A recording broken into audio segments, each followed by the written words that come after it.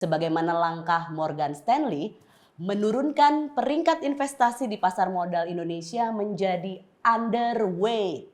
Konon itu dilakukan karena menyoroti potensi beban fiskal yang besar pada 2025. Kenapa ya dolar naik terus nih Tapi Pak Jokowi bilang masih aman. Fakta di lapangan kami ini merasakan imbasnya Pak. Apa-apa naik, harga mahal semua.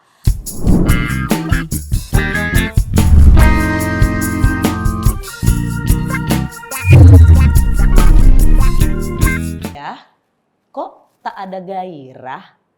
Pergerakan mata uang rupiah semakin tertekan. Di sisi lain dolar Amerika Serikat perkasa tembus di angka 16.400. Katanya sih Gubernur BI telah melakukan upaya untuk rupiah selalu hadir di pasar dan melakukan intervensi mendorong kembalinya dana investor asing ke dalam negeri.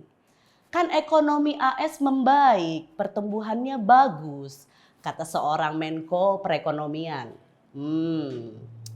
Beliau menjelaskan pelemahan nilai tukar rupiah terhadap dolar Amerika Serikat disebabkan sentimen pelaku pasar keuangan terhadap kondisi ekonomi AS. Nah kan, dari segi sentimen global sudah ada gejolak nih. Perekonomian AS mendapat sorotan khusus karena kondisinya masih terus membaik, menyebabkan investor concern terhadap tekanan inflasi negara itu yang masih akan sulit turun. Hingga akhirnya Bank Sentral Amerika Serikat, The Federal Reserve, masih enggan menurunkan suku bunga acuan Fed Fund Rate. Pak Erlangga membantah pelemahan itu disebabkan sentimen negatif investor terhadap kondisi dalam negeri. Sebagaimana langkah Morgan Stanley menurunkan peringkat investasi di pasar modal Indonesia menjadi underweight. Konon itu dilakukan karena menyoroti potensi beban fiskal yang besar pada 2025. Akibat rencana penerapan program Presiden terpilih Prabowo Subianto seperti program makan siang dan susu gratis untuk pelajar. Padahal tahun lalu Uni pikir sudah right move ya. Negara kita mulai ninggalin mata uang Amerika khusus di perdagangan. Dengan BI ngenalin LCS, Local Currency Settlement, misalnya perdagangan dengan India atau Korea tidak lagi pakai dolar tapi pakai LCS. Tapi kenapa kini jadi gini ya?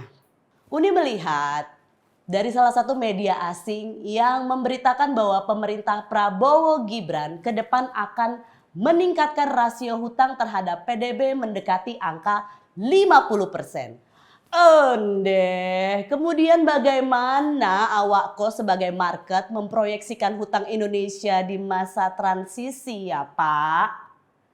Geleng-geleng lah Uni. Ada apa dengan rupiah? Ya, rupiah ambruk. Apa dampaknya bagi pasar? Bagi kehidupan rakyat? Begitu kuat dolar, hati-hati ada harga yang naik. Tapi kalau kuat rupiah, harga yang impor jauh lebih murah. Ini yang ditakuti negara-negara, semua negara, kurs, kata Presiden Jokowi di salah satu acara kemarin. Lah, hati-hati doang nih Pak. Hati-hati itu disebutkan kalau belum kejadian, wahai Bapak onde-mandekan doang. Hari ini harga-harga yang dialami produsen sudah sedemikian tinggi. Akhirnya pilihan mereka mau nggak mau mengurangi produksi atau at least membatasi. Kalaupun mereka menjual ya dengan kemasan yang lebih kecil atau sedikit, artinya mengurangi produksi.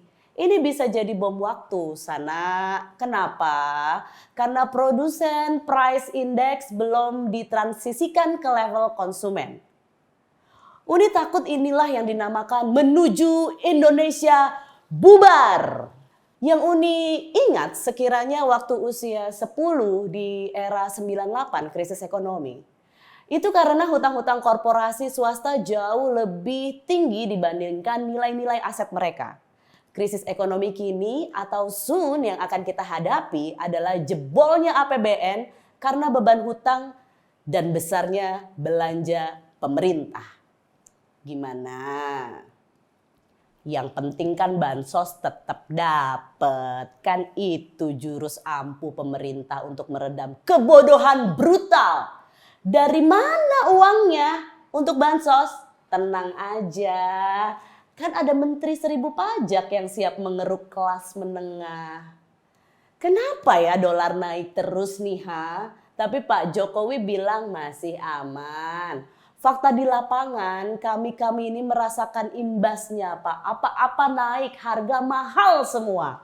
Apa mungkin karena Bapak ngotot ngurusin IKN yang ternyata belum ada investornya. Jadi ingat cerita seorang sahabat kemarin, dia adalah pengusaha. Diundang ke IKN pakai undangan resmi, sudah bangga-bangga datang bawa invitation gitu ya. Sampai sana disodorin form untuk berminat investasi sebesar berapa. Atau mungkin Bapak sibuk cawe-cawe ya untuk pilkada DKI, untuk mengkapitalisasi 2 anak lebih baik. Dan kalau sudah punya 2 anak maka sayangilah keduanya, jangan dibeda-bedakan. Maka Bapak mendorong semuanya untuk maju. Coba sini Uni pinjam dulu 100, kita tunggu bulan Agustus. Kita tahulah politik itu kan tidak ada hitam dan putih.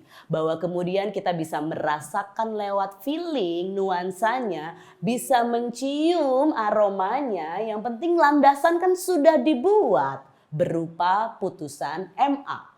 Perihal pesawat mau landing atau tidak ya urusan beda. Ingat pesan nenek mama di kampuang, anak urang kampuang ilalang, nak lalu ke kampuang baso. Malu jo sopan santun kalau hilang, abih lah raso jo pareso.